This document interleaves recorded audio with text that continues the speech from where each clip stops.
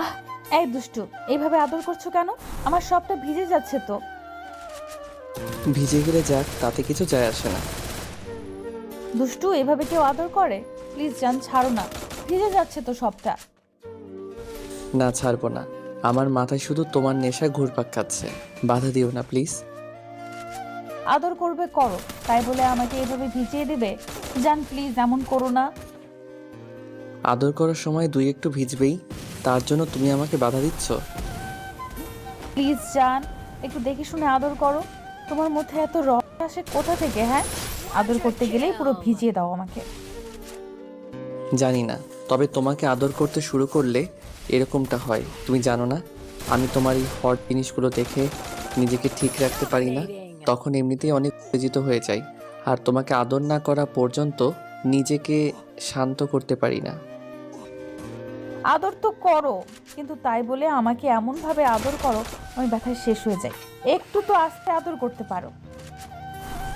আমি আস্তে আস্তে আদর করতে পারি না, আর তাড়াতাড়ি করতে আমার খুব ভালো লাগে। আমি খুব এনজয় করি জান। কেন, তোমার ভালো লাগে না বুঝি? লাগে, তারপরেও ব্যথায় পুরো শেষ হয়ে যায়। আমি তো দেখে শুনেই আদর করি, তাহলে এত ব্যথা লাগার কথা নয় তো। তুমি এমন করে বলছো কেন জান? এত জোরে আদর করলে এতে ব্যথা লাগে না বলো? আমি সহ্য করতে পারি না। একটু আস্তে দিতে পারো না? তুমি জানো না এত জোরে করলে আগুনের মতো হয়ে যায়, মনে হয় সবটা ফেটে যাবে। যেন এমন করে কষ্ট দিতে তোমার বুঝি একটুও খারাপ লাগে না বলো?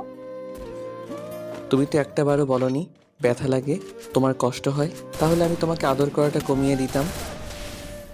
এই না, আমি কি একটা করে বলেছি যে তুমি আমাকে আদর করাটা কমিয়ে দাও?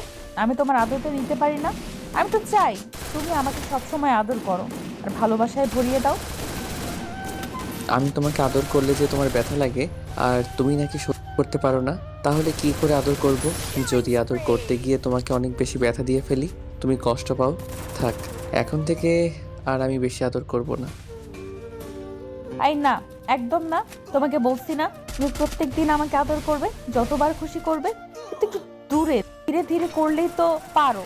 তাহলেই ব্যথা পাবে না, তখন আমিও মজা পাই। কেন, আগে মজা পেতে না? পেতাম, কিন্তু অনেক বেশি ব্যথা লাগতো, তাই সুখটা কষ্টে পরিণত হতো। প্লিজ জান, এখন থেকে তুমি একটু আদর দিও, যেন আমি সবটা সহ্য করতে পারি, সবটা ফিল করতে পারি, তোমার ভালোবাসাটা অনুভব করতে পারি শোনা। আচ্ছা ঠিক আছে, কিন্তু তুমি না বললে আমি তোমাকে আদর করতে আসলে তোমার সব ভিজে যায়? তাহলে তাহলে আর কি, তোমারও রস বেশি, ওই জন্যই তুমি সব সময় আমাকে ভিজতে দাও। এমন করে কেউ আদর করে দুষ্টু?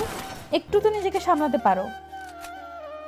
বললাম তো, তোমার কাছে আসলে আমি নিজেকে ঠিক রাখতে পারি না, অনেক বেশি উত্তেজিত হয়ে যায়। তোমার জিনিসগুলো দেখে আমার মাথা পুরো নষ্ট হয়ে যায়। আদর না করা পর্যন্ত তোমার নেশাটা কাটে না। আর যতক্ষণ না ক্লান্ত না হব, তখন অবধি তোমাকে আদর করতে ইচ্ছে করে। তাই কিছুতেই নিজেকে ঠিক রাখতে পারি না। হ্যাঁ, তা রাখবে কি করে ফাজিল একটা? সবসময় উল্টাপাল্টা কাজ করো, যে কোনো সময় আমাকে জড়িয়ে ধরো, কিস করো, যার জন্য সবার সামনে আমাকে বারবার লজ্জায় পড়তে হয়। আমি আবার কি করলাম যার জন্য তোমাকে এত বেশি লজ্জায় পড়তে হয়? কেন, তুমি যখন তখন যেখানে সেখানে আমাকে নিজের কাছে টেনে নাও, আর কেউ দেখে ফেললে কি হয় বলো তো? সকালের কথাটাই ধরো, আমি রান্না করছিলাম আর তুমি তখন কি দুষ্টুমি করতে শুরু করে দিলে। ভাগ্যিস ওখানে উল্টাপাল্টা কিছু করোনি, শুধু জড়িয়ে ধরে কিস করেছিলে। আর যদি অন্য কিছু আম্মু দেখতো, তাহলে কি হতো ভাবতে পারছো? কি ভাবো তো শোনা? কি আর ভাববে? আমার বড্ড একটা লুচু, যে কিনা সব সময় আমার সাথে দুষ্টুমি করতে ব্যস্ত থাকে, ফাজিল কোথাকার। জানো না আমি তোমাকে কতটা ভালোবাসি। তোমার কাছে আসলেই আমার দুষ্টুমিটা বেড়ে যায়, কারণ তোমাকে দেখে আমি ঠিক থাকতে পারি না।